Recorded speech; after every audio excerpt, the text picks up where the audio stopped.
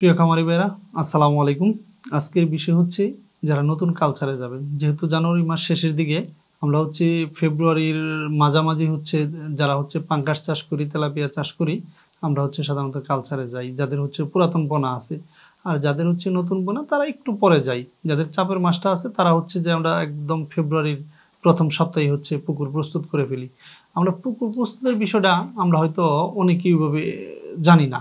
যদি নতুন পুকুর হয় তাহলে আমরা কিভাবে প্রস্তুতিটা করব, আর যদি পুরাতন পুকুর হয়, নতুন পুকুর হলে যেহেতু মাটিটা নিচের মাটিটা একদম শক্ত থাকে, সেই ক্ষেত্রে হচ্ছে ২ ফিট পানি দিবেন।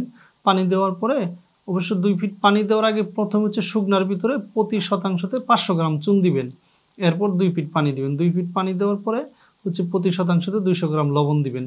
এরপরে হচ্ছে যে আপনি অবশ্যই একটা জীবাণুনাশক ইউজ করবেন। আর মাছ দেওয়ার ঠিক ৩ দিন আগে যে পুকুরে প্রচুর পরিমাণে হচ্ছে আঁশপোকা হয়, অনেক সময় উকুনও হয়ে যায়। তা আঁশপোকাটা দমন না করলে দেখা যাচ্ছে আপনি যে পরিমাণ পোনা দিবেন সেই পরিমাণ হচ্ছে যে ওটার প্রোডাকশনটা পাবেন না। এই জন্য অবশ্যই আঁশপোকার জন্য সুমিথিউন বা আইভারমেকটিন এই জাতীয় কোনো মেডিসিন দিতে পারেন। দেওয়ার ৩ দিন পরে আপনি হচ্ছে পোনাটা দেওয়া শুরু করবেন। এখন পোনাটা দিবেন কীভাবে? আমরা অনেকেই হচ্ছে যে ড্যাগে পোনাটা নিয়ে আসি অথবা হচ্ছে যে পলিতে করে আনি, আমরা আইনেই হচ্ছে পুকুরে ঢেলে দিচ্ছি। আসলে নিয়মটা এরকম না। যখন আপনি পোনাটা নিয়ে আসবেন, নিয়ে আসার পরে পুকুর থেকে যদি পাতিলে হয় অর্ধেক পানি দিবেন। দেওয়ার পরে একটু নাড়াচাড়া দিয়ে ৫, ৭, ১০ মিনিট পরে আস্তে আস্তে পোনাটা পুকুরে ছাড়বেন।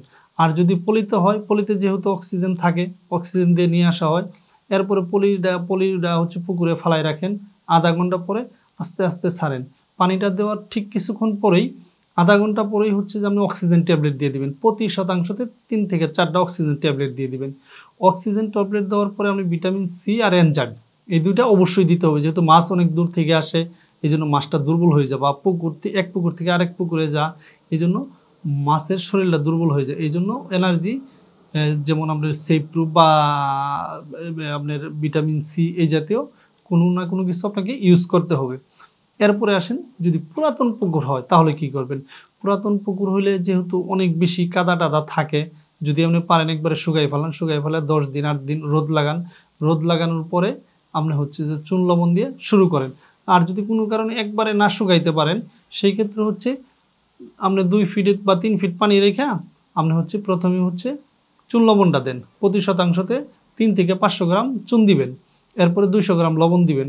এরপরে একটা জীবাণুনাশক দিবেন। এরপরে মাছ ছাড়ার ৩ দিন আগে উকুনের ডোজ করবেন। যেহেতু এটা আপনার পুরাতন পুকুর, এখানে উকুন আঁশপোকা এগুলো আছে। আরেকটা বিষয় খেয়াল রাখবেন, যদি বেশি পুরাতন পুকুর হয়, যদি শৈল মাছ অথবা হচ্ছে যে আপনার টাকি মাছ মানে রাক্ষসী মাছ থাকে, সেই ক্ষেত্রে হচ্ছে অবশ্যই বিষ প্রয়োগ করে বা অন্য যে কোনোভাবে এই মাছগুলিকে দমন করতে হবে, নিধন করতে হবে। এগুলো নিধন করার পরেই হচ্ছে আপনি নতুন মাছ দিতে পারবেন। নতুবা হচ্ছে আপনি যে পরিমাণ মাছ দিবেন ওই পরিমাণ প্রোডাকশন পাবেন না। দেখবেন আপনি হিসাব করে দিয়েছেন, আপনি দিয়েছেন ৫০,০০০, গিয়ে পাচ্ছেন হচ্ছে ৩০,০০০। ওই যে আপনার আঁশপোকা, পরে হচ্ছে রাক্ষসী মাছ, ছোটো ছোটো মাছ তো এগুলি খেয়ে ফেলতেছে।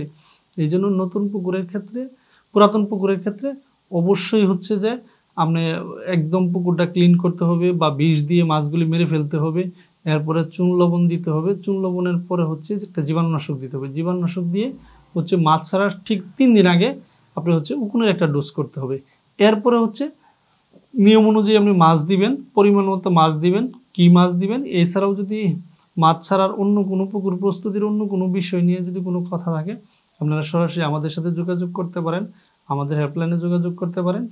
আর আমার একটা পার্সোনাল নাম্বার দেওয়া আছে, সকাল ৯টা থেকে ৫টার মধ্যে আমার সাথে যোগাযোগ করতে পারেন। এছাড়াও আমাদের অন্যান্য প্রতিবেদনগুলি আছে, ওইখান থেকেও আপনি যে কোনো বিষয় জানার থাকলে আপনি দেখে নিতে পারবেন। সকলেই ভালো থাকবেন। আসসালামু আলাইকুম।